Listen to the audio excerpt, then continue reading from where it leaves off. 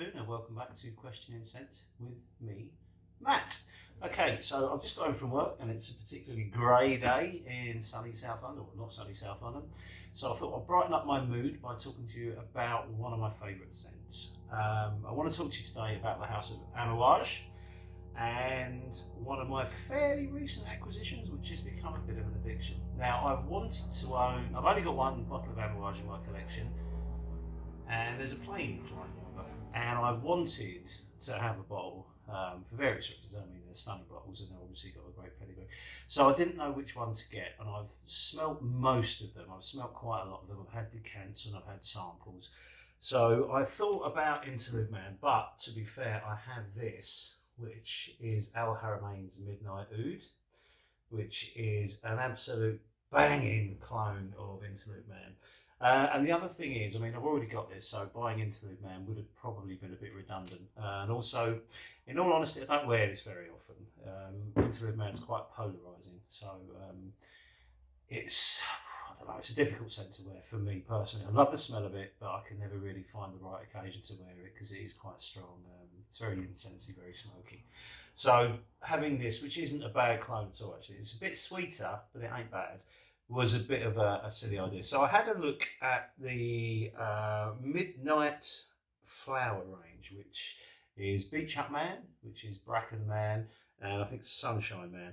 I quite liked all three. I particularly liked Bracken Man. I thought Bracken Man was lovely, but I loved Beach Hut Man. I got a decant of it, and I must admit it's quite funny really because Beach Hut Man, I can see why it's quite polarising online because it is quite a misleading title. I was very lucky a good few years ago now with my wife to spend quite a bit of time in Goa in southern India, and we spent a lot of time on the beach and we slept in a beach hut. So I thought, right, okay, I've got some experience of beach hut life, so this will be right up my street. So I was expecting sun, sea, sand, the jungle, cocktails, spray.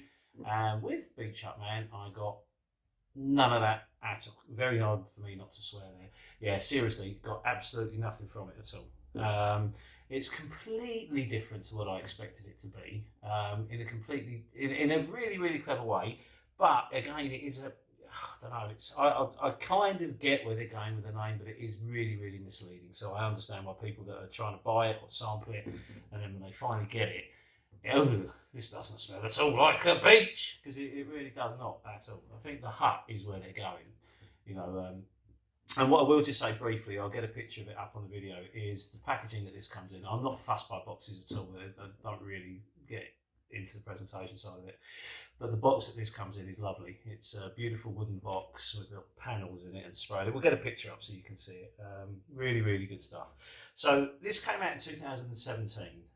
So it's not, you know, it's been out for a couple of years, but it does seem to be getting a lot of talk online at the moment. And I know why, because I think it's so confusing because of its name. What we do is, let me have a spray. I mean, I've worn it today already, so I'll have another spray. This is always a treat.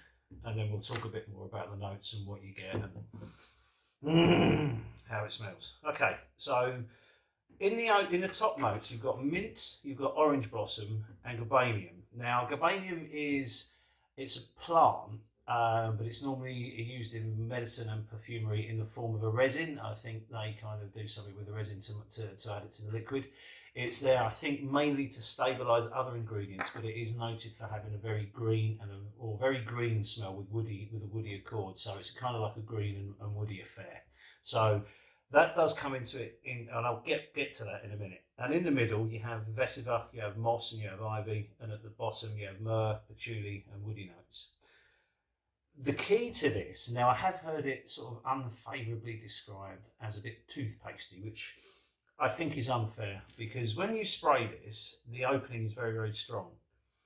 And you get a really, really interesting set of notes. You get a strong smell of mint, but not like a chewing gum or a bubble gum or anything like that. It's like you've plucked a piece of mint from, you know, you're cooking your dinner and you've taken a bit of mint and you've crushed it in your fingers.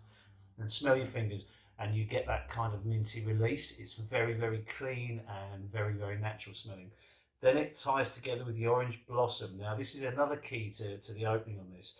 The orange blossom is there to provide sweetness. You've got no actual smell of orange at all that I can pick up on, and which is a good thing for me because I don't know if I mentioned it I think in a couple of my other videos. I really don't do well with orange.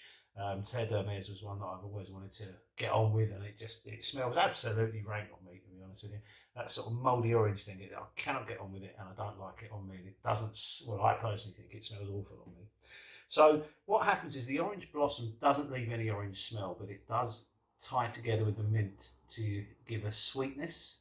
Now you've got the mint, which is it's icy. It's kind of refreshing. It's fabulous for that. Tied together with the woody and the green note, and the sweetness from the orange. And this stays like this for quite a long time. The opening is very strong and it doesn't wear off for a good while. You've got this for a long time. As it develops, vetiver, the moss, and the ivy come into it, and then obviously the myrrh, the patchouli, and the woody notes all kind of blend together. Now, I always thought, well, not always thought, but when I first started smelling this and I read the notes, I thought it was the ivy that gave it the greenness, but it's not. I think it's the galbanum that is actually doing that job of giving you the greenness. I noticed that there is no mention of lavender in the notes, which is surprising because there is a lavender note within this. Now, Rich, my partner in crime for Questioning Sense, he despises lavender in fragrance. I've sent him a decanter of this, so I'll be interested to know how he gets on with it and if the lavender or not is too much. And as I say, it doesn't say there's lavender in there. Maybe some of the other notes combining to give a lavender-esque smell. I'm not entirely sure. But to me, I get a real lavendery smell. Amouage say that this is a fougere, and it certainly is. But I don't know, this is where it gets quite confusing. Beach Hut Man, okay, what you get, I mean, look at the bottle, it's stunning. Beautiful, beautiful bottle. And I do love a magnetic cap. Beach Hut Man does not smell of the beach. I think at a push, you could probably get Beach Hut. I mean, when I was in Goa, I spent a lot of nights in a beach hut. So I thought, right, somewhere in here, there must be a smell that will nothing. I've got absolutely nothing. I think what I do remember from Goa is incredibly hot weather, fantastic food, really, really friendly local people, and getting pissed a lot. So the Kingfisher, the smell of Indian beer is the overriding smell I get. And thankfully, this doesn't smell like beer. This smells divine. A fougere. Yes, it is a fougere, but it's more than that. What this is to me is the king of barbershops. And I know that's a big sort of a claim because there's lots of real quality barbershops out there. I haven't got Rive Gauche at the moment, but I've lived with it and I've smelt it and I love it. And my favourite of the old school barbershops is Azzaro Pour Homme, which I have. And I'll be honest with you, since I've had this, I've barely worn it. I tend to always go for this over. I wear this all the time. Actually, this is a problem. It's very much in danger of becoming like a signature scent for me, and I don't like to overwear scents at all. But I can't stop wearing this, and there's a number of reasons why. Firstly, it lasts forever. Look at it. It's such a thick liquid. You can almost feel it clunking in the bottle. It's not like a normal. It's heavy. It's real solid stuff. The liquid itself is so thick and viscous. When you spray it, it's and it stays on your hand.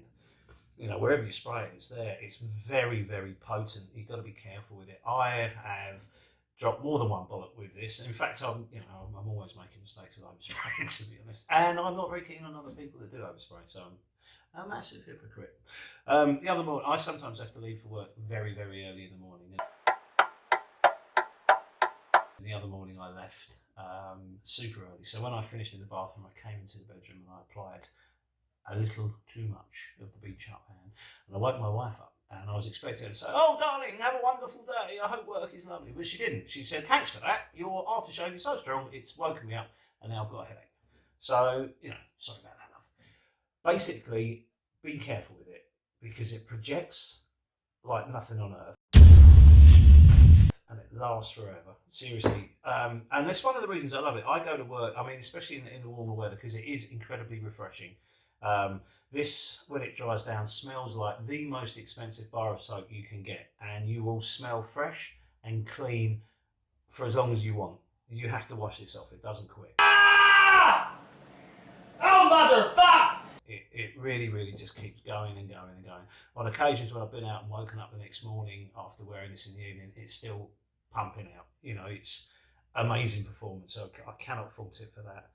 It's so versatile. I think that might be a bit of its problem, because when people think of Amouage, they think of more exciting fragrances. I think, you know, you kind of think of sort of like your Interlude Mans and your others that are quite daring and quite polarising.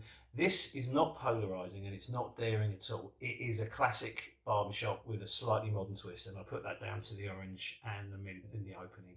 So you can wear it. I don't wear it out to a nightclub, though. I mean, not that I ever go clubbing anymore. Obviously, I am an old git. But you will smell clean and fresh.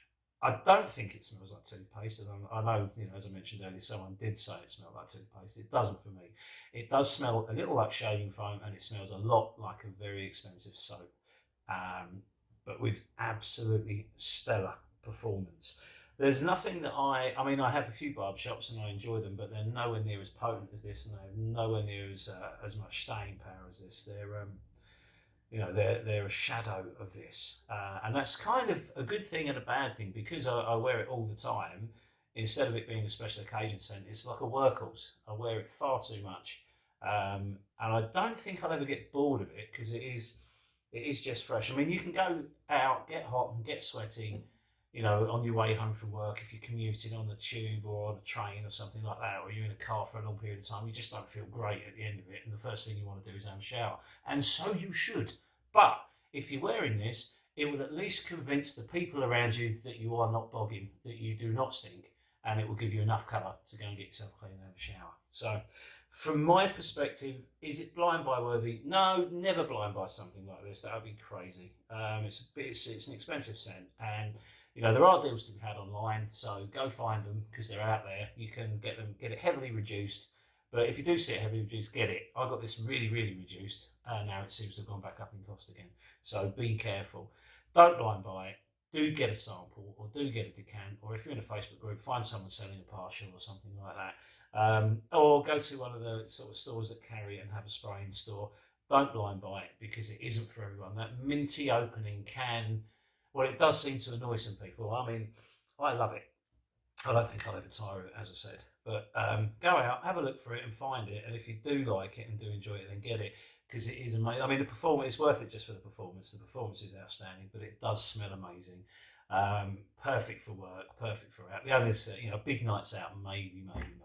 But, you know, it's a firm favourite of mine. I can't say enough good things about it. And again, you know, like I did with another review, I'm conscious I'm just going to be sitting here gushing about it, and I don't really want to do that. Enjoy it. I certainly do. So, well, I hope that's been of some use to you anyway, not just me waffling on about holidays in India. Anyway, thank you very much for your time, and I look forward to seeing you again. Take care. Bye!